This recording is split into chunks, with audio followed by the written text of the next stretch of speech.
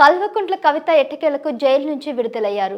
Supreme court తీర్పు తర్వాత Tihar jail నుంచి ఆమె బయటకు రాగానే భావోద్వేగ సన్నివేశాలు కనిపించాయి. అప్పుడు ఆమె కొంత ఉద్వేగానికి లోనే తర్వాత నిలదొక్కున్నారు. పిడికిలు బిగించి జై తెలంగాణ నినాదం చేసిన కవిత గట్టి స్టేట్మెంట్ కూడా ఇచ్చారు. బీఆర్ఎస్ పార్టీకి తమ కుటుంబానికి ఇబ్బందులు సృష్టించిన వాళ్లకు వడ్డీతో సహా చెల్లిస్తామని ఆమె సవాలు చేశారు. వినడానికి రక్తి కట్టించే సన్నివేశమైన ఆమెకు అంత సీనుందా అన్న ప్రశ్న తలెత్తుతుంది. బీఆర్ఎస్ పరిస్థితి ముందు నొయ్యి వెనుక గొయ్యిలా ఉంది అన్నట్టుగా రాజకీయ వర్గాలు ప్రశ్నిస్తున్నాయి. ఢిల్లీ లిక్కర్ స్కామ్ కేసులో ఆరోపణలు ఎదుర్కొంటున్న ఎమ్మెల్సీ కవితకు ఈ ఏడాది మార్చి 15న ఈడీ అరెస్ట్ చేయగా ఏప్రిల్ 15న సిబిఐ అరెస్ట్ చేసింది. అప్పటి నుంచి ఆమె తీహార్ జైల్లోనే ఉంటున్నారు. కవితకు బెయిల్ తెచ్చేందుకు బీఆర్ఎస్ అధిష్టానం 5 నెలలుగా చేయని ప్రయత్నాలు లేవు. చివరికి విషయం సుప్రీంకోర్టుకు చేరగా విచారణ చేసిన ధర్మాసనం ఈడీ సిబిఐ 2 కేసుల్లోనూ బెయిల్ ఇచ్చింది. కవిత భర్త అనిల్ కుమార్, రాజ్యసభ సభ్యుడు వద్దిరాజు రవిచంద్ర ఢిల్లీ రౌస్ ఎవెన్యూ కోర్టులో పూచీకత్తు సమర్పించారు. దీంతో ఆమె విడుదలను అంగీకరిస్తూ రౌస్ ఎవెన్యూ కోర్టు తీహార్ జైలుకు వారెంట్ ఇచ్చింది. దీంతో 164 రోజులుగా జైల్లోనే ఉన్న కవిత మంగళవారం రాత్రి బయటకు వచ్చారు. మరుసటి రోజు రౌస్ ఎవెన్యూ కోర్టులో విచారణకు ఆమె వర్చువల్ గా హాజరయ్యారు. విడుదల సందర్భంగా ఆమె భారీ స్టేట్మెంట్ ఇచ్చారు.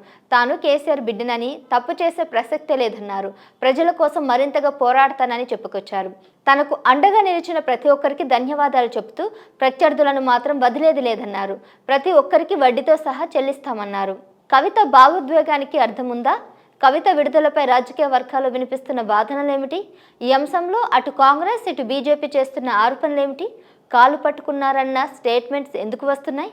ఇకపై రాజకీయంగా కవిత ఎలాంటి పాత్ర పోషిస్తారన్న చర్చ మొదలైంది. పార్టీ ఇంతకాలం తనను దూరం చేసినందున ఇప్పుడు తనంతట తానుగా ఇన్వాల్వ్ అవుతారా, లేక పార్టీ ఆహ్వానిస్తే పాలు పంచుకుంటారా? అధికారంలో లేని సమయంలో పార్టీలో ఆమె పాత్ర ఎలా ఉండబోతుంది? ఇవన్నీ ప్రస్తుతానికి సమాధానం లేని ప్రశ్నలుగానే మిగిలిపోయాయి. రానున్న రోజుల్లో ఆమె తీసుకున్న నిర్ణయం కీలకంగా మారనుంది. అరెస్టుకు ముందు బీజేపీపై నిప్పులు చెరిగిన కవిత ఇప్పుడు ఆ పార్టీ పట్ల ఎలాంటి వైఖరి తీసుకుంటారనేది ఆసక్తికరం. ఒకవైపు బీజేపీకి బీఆర్ఎస్ బి టీమ్గా మారిందనే ఆరోపణల నేపథ్యంలో కవిత ఫ్యూచర్ ప్లాన్ చర్చకు దారితీసింది. పొలిటికల్ ప్రయోజనాల కోసమే బీజేపీ తనను అరెస్ట్ చేయించిందని, ఇలాంటి బెదిరింపులకు లొంగేది లేదని, కడిగిన ముత్యంలో బయటకు వస్తానని, డాటర్ ఆఫ్ ది ఫైటర్గా భయపడే ప్రసక్తి లేదని అరెస్టుకు ముందు కవిత అనేక రకాల స్టేట్మెంట్లు ఇచ్చారు. నిన్నటిదాకా ఇచ్చిన స్టేట్మెంట్స్ వేరు, ఇప్పుడు జరగబోయేది వేరు. కవితపై ఆరోపణలు వచ్చిన తర్వాత అరెస్ట్ అయ్యే వరకు కూడా బీఆర్ఎస్ కార్యకర్తలకు ఆమెను దూరంగా ఉంచారు.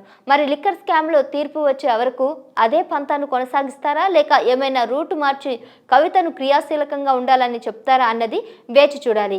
పైగా బీజేపీ వాళ్ళ కాలు పట్టుకోవడం వల్లే కవితకు బెయిల్ వచ్చిందని కాంగ్రెస్ ఆరోపిస్తుండగా ఆ 2 పార్టీలు ఒకటవడం వల్లే కేసీఆర్ కూతురు తీహార్ నుంచి బయటకు వచ్చాయని బీజేపీ చెందిన కేంద్ర మంత్రి బండి సంజయ్ ఆరోపించారు.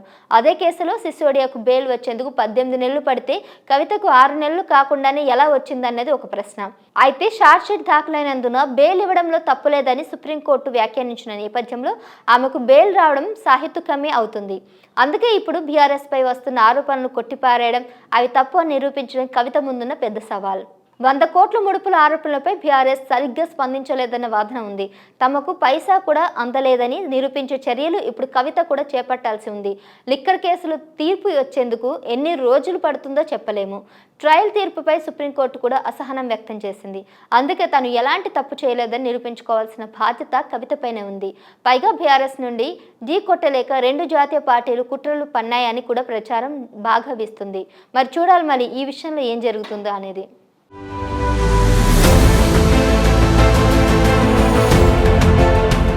Please subscribe to